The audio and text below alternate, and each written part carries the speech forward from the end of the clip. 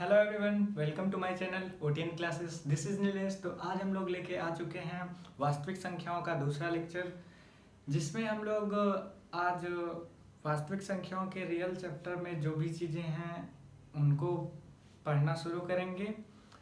हमने इससे पहले एक लेक्चर लिया था जिसमें हमने सबसे पहले संख्याओं के बारे में बात की है। तो अब हम लोग स्टार्ट करते हैं वास्तविक संख्याओं के बारे में। तो इसमें सबसे पहले हमें पढ़ना है अंकगणित की आधारभूत प्रमेय। ये हमारा पहला टॉपिक है। उसके बाद हमारा दूसरा टॉपिक है अपरिमेय संख्याओं का पुनर्भ्रमण, और उसके बाद हमारा जो तीसरा टॉपिक है अपरिमेय संख्याओं को सत्यापित करना, मतलब उनको प्रूव करना। यही 3 टॉपिक हमारे इस चैप्टर में है और इससे हमारे बोर्ड पेपर में हर साल क्वेश्चन जरूर आते हैं। जो हमारा प्रूव करने वाला क्वेश्चन आता है वो 4 नंबर में या फिर 2 नंबर में और हर बार आता है। और इस टॉपिक से भी क्वेश्चन आते हैं, बहुविकल्पी क्वेश्चन इससे आते हैं। तो चलिए शुरू करते हैं। सबसे पहले हमारा जो यहाँ पे प्रमेय है अंकगणित की आधारभूत प्रमेय, ये कहती क्या है? सबसे पहले इसको सुनिए।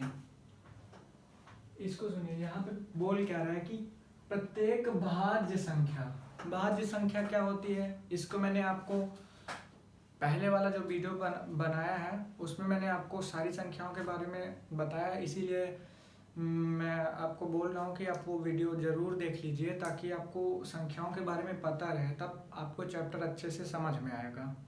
ओके, तो चलिए, प्रत्येक भाज्य संख्या को अभाज्य संख्याओं के गुणनफल के रूप में व्यक्त कर सकते हैं और तथा यह गुणनखंड अभाज्य गुणनखंडों के आने वाले क्रम के बिना अद्वितीय है। इसका मतलब क्या है? अब हम इसको समझते हैं। ये तो मान लीजिए ये हमारा प्रमेय का स्टेटमेंट हो गया। आप लोग इसको देख लीजिए, आपके बुक में भी दिया है। तो ये हमारा स्टेटमेंट है। अब इसका मतलब क्या है हम लोग इसको एग्जाम्पल के थ्रू समझते हैं। तो यहाँ पे देखिए इन्होंने बोला है कि भाज्य संख्या, तो सबसे पहले हम लोग एक भाज्य संख्या ले लेते हैं। जैसे मान लीजिए यहाँ पे 210 है। कितना है? 210। ये एक भाज्य संख्या है क्योंकि इसके 2 से अधिक गुणनखंड हैं, तो ये क्या है? एक भाज्य संख्या। तो आगे इन्होंने क्या बोला है कि अभाज्य संख्याओं के गुणनफल के रूप में व्यक्त कर सकते हैं। तो इसको हम लोग कैसे लिख सकते हैं? इसका अभाज्य गुणनखंड करेंगे तो सबसे पहले किससे कटेगा? 2। फिर ये किससे कटेगा? हमारा 3 से कटेगा। फिर उसके बाद ये हमारा किससे कटेगा?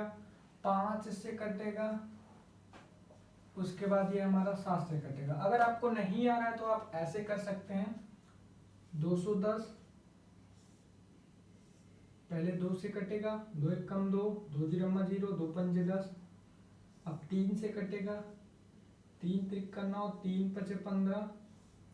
उसके बाद ये हमारा 5 से कटेगा, 5 7 35। फिर ये हमारा 7 से कट के 1 आ जाएगा। तो यहाँ पे देखिए हमने अभाज्य संख्या को अभाज्य संख्याओं के गुणनफल के रूप में व्यक्त कर दिया। ओके, इसका मतलब यहाँ तक समझ गया ना? अब इसके आगे का क्या है ये समझते हैं। तथा यह गुणनखंड अभाज्य गुणनखंडों के आने वाले क्रम के बिना अद्वितीय है। इसका मतलब क्या है? जैसे ये तो क्रम में है। ओके, हम इसको ऐसे भी लिख सकते हैं, 3 × 5 × 2 × 7। अगर हम लोग इसको आपस में गुणा करेंगे तो तब भी तो यही संख्या आएगी ना। इसका कहने का मतलब है कि चाहे इसके क्रम को हम लोग बदल दें तब भी ये क्या होंगे? अपने में यूनिक होंगे, मतलब अद्वितीय होंगे। चाहे हम लोग इसके क्रम को यहाँ से चाहे इसको पहले कर दें, चाहे इसको पहले कर दें, इससे नहीं मतलब है। हम गुणा करेंगे तो हमारी संख्या वही प्राप्त होगी। इस प्रमेय का मतलब ये है। अब बात आती है ये प्रमेय हम क्यों पढ़ रहे हैं। हाँ, आपको मैं एक चीज बता देता हूँ। ये है क्या? आपने 9th में क्या पढ़ा था? प्राइम फैक्टर पढ़ा था, अभाज्य गुणनखंड। किसी भी संख्या का अभाज्य गुणनखंड करते थे तो वहाँ पे हम लोग उसको प्राइम फैक्टर या फिर अभाज्य संख्या का गुणनखंड निकालते थे। यहाँ पे इन्होंने इसको एक परिमेय बना दिया है, अंक गणित की आधारभूत प्रमेय, और वही चीज यहाँ पे इन्होंने इसको बता दी है, और ये कुछ है नहीं। तो ये हो गई हमारी पहली प्रमेय। अब हम देखते हैं यहाँ पे, अब एक इम्पोर्टेंट फार्मूला मैं आपको यहाँ पे लिखवाने जा रहा हूँ, आप लोग इसको लिख लीजिए, मैं फिर इसके बाद मैं इसको इरेज कर दूंगा। इस वाले फार्मूले के बारे में हम लोग डिस्कस कर लेते हैं। यहाँ पे ये फार्मूला है कि दो संख्याओं का गुणनफल बराबर लासा गुणे मासा। तो इसको हम लोग अब देखते हैं। ये फार्मूला इम्पोर्टेंट है, ये हमारे बोर्ड में बहुविकल्पी प्रश्न में 1 नंबर का पूछा जाता है, और कभी कभी तो ये फार्मूला डायरेक्टली पूछ लिया जाता है, और उसके बाद ये 2 नंबर में भी आता है। जांच करने के लिए 2 संख्याएं दे देंगी और उसका मासा लासा निकालना होगा, और उसके बाद फिर जांच करके बताना होगा कि दोनों का गुणनफल लासा गुणे मासा के बराबर होता है। तो चलिए अब बताते हैं आपको इस फार्मूला का यूज।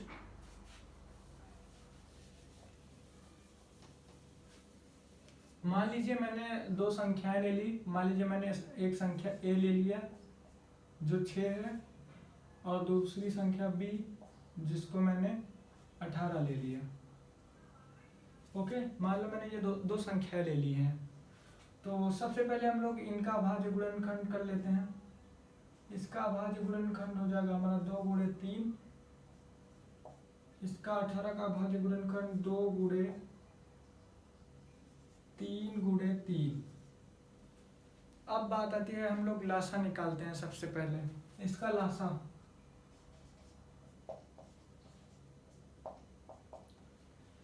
का मतलब क्या होता है कि यहाँ पे मैं इसके अकॉर्डिंग बता रहा हूँ। जैसे ये दो संख्याएं हैं, वह छोटी से छोटी संख्याएं जो इन 2 संख्याओं से क्या हो जाए, विभाजित हो जाए।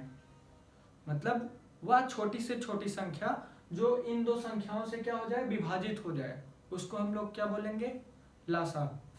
तो इसमें हम लोग अभाज्य गुणनखंड कर लिए। अब इसमें हम लोग देखेंगे सबसे पहले कॉमन कौन से हैं, मतलब उभयनिष्ठ। इसमें 2 दोनों में है तो 2 लिख लेंगे पहले। उसके बाद फिर देखेंगे कि और कौन सी संख्या दोनों में है। 3 भी दोनों में है, पहले तो 2 था, उसके बाद 3 है,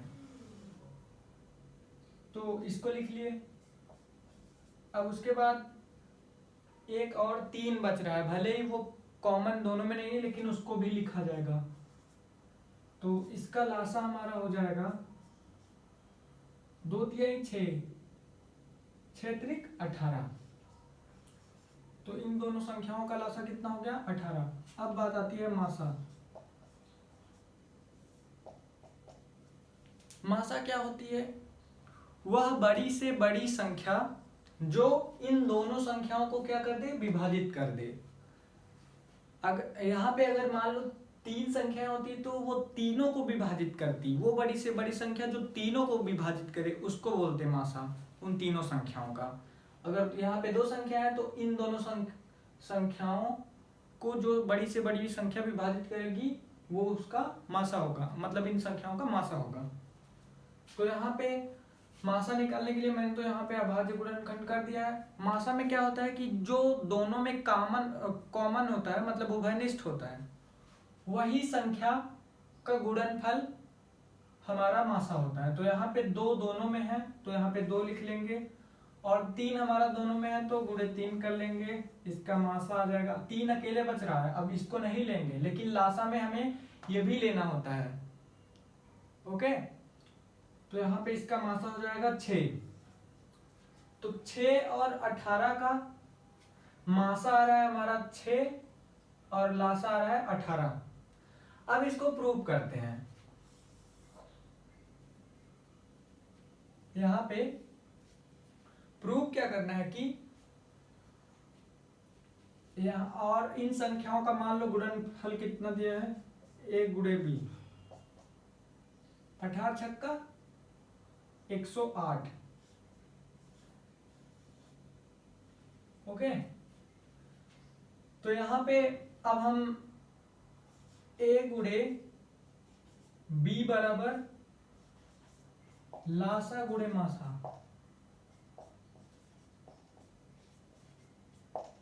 तो यहाँ पे ये दोनों संख्याएं कौन सी हैं, या फिर इनका गुणनफल कितना दिया है 108। यहाँ पे इसका मैंने गुणनफल निकाला ना इन दोनों संख्याओं का, a और b का, तो यहाँ पे 108 हो गया। और लासा हमारा कितना आया है 18, और मासा हमारा कितना आया है 6। अब जब हम इसको गुणा करेंगे तो ये कितने के बराबर आएगा, 18 छक्का 108। ये देखिए दोनों बराबर हो गए। तो यही था हमारा ये वाला फार्मूला। अब मैंने यहाँ पे तो नंबर जो लिए दोनों को सेम यही आ रहे हैं। तो चलिए मैं आपको कुछ अच्छे एग्जांपल्स लेके समझाता हूँ। इसको मैं इरेज कर दे रहा हूँ।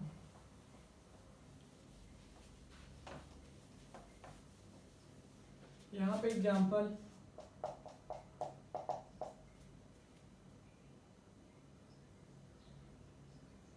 मान लो हमारे यहाँ पे एक संख्या है जो 26 है, और b हमारा जो दूसरी संख्या है 91 है। ओके, तो अब इसका सबसे पहले यहाँ पे क्या करना है, क्वेश्चन क्या बोलेगा कि ये दो संख्याएं हैं, इनका मासा और लासा निकालिए और उसके बाद इनका जांच भी कीजिए। दो संख्याओं का गुणनफल जो है उनका जांच भी कीजिए कि वो लासा और मासा के गुणनफल के बराबर हैं। तो यहाँ पे सबसे पहले हमें लासा और मासा निकालने के लिए इनका अभाज्य गुणनखंड करना होगा। तो 26 का अभाज्य गुणनखंड सबसे पहले 2 से कटेगा, उसके बाद फिर हमारा 13 से कटेगा, फिर 91 ये हमारा सबसे पहले 7 से कटेगा, उसके बाद फिर हमारा 13 से कटेगा। यहाँ पे ये हो गया। ओके, तो सबसे पहले हम लोग लासा निकालेंगे। लासा क्या होता है, लासा मैंने बताया था ना अभी। यहाँ पे 13 दोनों में है, सबसे पहले तो 13 लिख लेंगे। फिर यहाँ पे 2 अकेले हैं, 2 को भी लिख लेंगे। यहाँ पे 7 अकेले हैं, 7 को भी लिख लेंगे। और इसका जो लासा आएगा हमारा 7 दूनी 14, 14 गुणे 13, 14 गुणे 13 कितना होगा, 13 चौको 52, 13 कम 13 5 18, 182। ये कितना आएगा हमारा 182। लासा हमारा कितना आ रहा है 182। अब मासा, मासा क्या होता है जो दोनों में हो। यहाँ दोनों में केवल अकेले 13 है, तो यहाँ पे 13 हो जाएगा इसका मासा। मासा हमारा आ रहा है 13 और लासा आ रहा है 182। अब हम लोग इसको जांच करते हैं। जांच में, और यहाँ पे हमारा जो दोनों संख्याओं का गुणनफल है वो लासा और मासा के गुणनफल के बराबर होना चाहिए। यहाँ पे फिर हम लोग जांच लिखेंगे।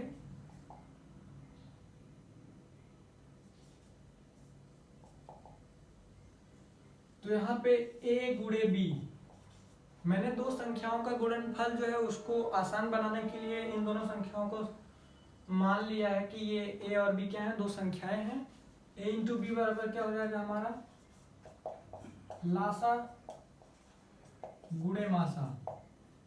तो यहाँ पे a पहली संख्या कितनी है 26 मतलब 26, और दूसरा हमारा 91 बराबर लासा कितना निकाले हैं 182 इंटू मासा हमारा कितना है 13। अब इन दोनों संख्याओं का क्या करेंगे, गुणा करेंगे पहले, उसके बाद फिर इनका गुणा करेंगे। तो आइए यहाँ पे गुणा कर लेते हैं।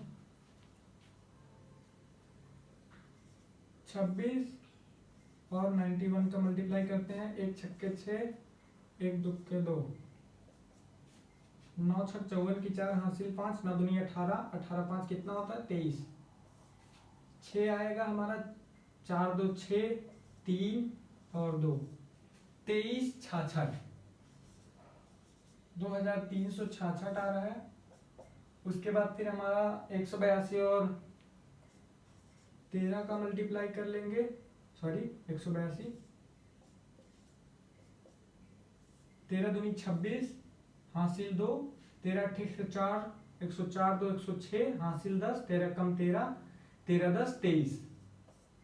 तो यहाँ पे भी देख लीजिए 23 6 6 18, मतलब दोनों संख्याओं का गुणनफल और लासा और मासा का गुणनफल दोनों क्या हो रहा है, बराबर हो रहा है। तो इससे हमें पता चलता है कि ये हमारा जो मैंने लासा और मासा निकाला है ये हमारा सही है।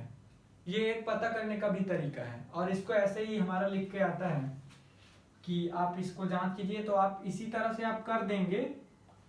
यहाँ पे आप ऐसे लिख दीजिएगा कि चलिए आपको मैं और जब प्रीवियस ईयर क्वेश्चंस कराऊंगा तो उसमें और अच्छे अच्छे क्वेश्चंस कराऊंगा।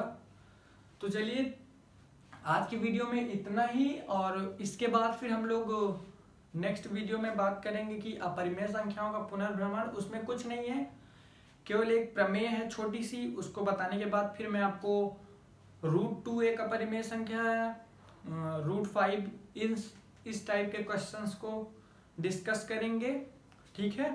उसके बाद फिर ये चैप्टर हमारा फिनिश हो जाएगा, फिर हम आपको प्रीवियस ईयर क्वेश्चंस कराएंगे। तो चलिए मिलते हैं नेक्स्ट वीडियो में। Thank you so much guys.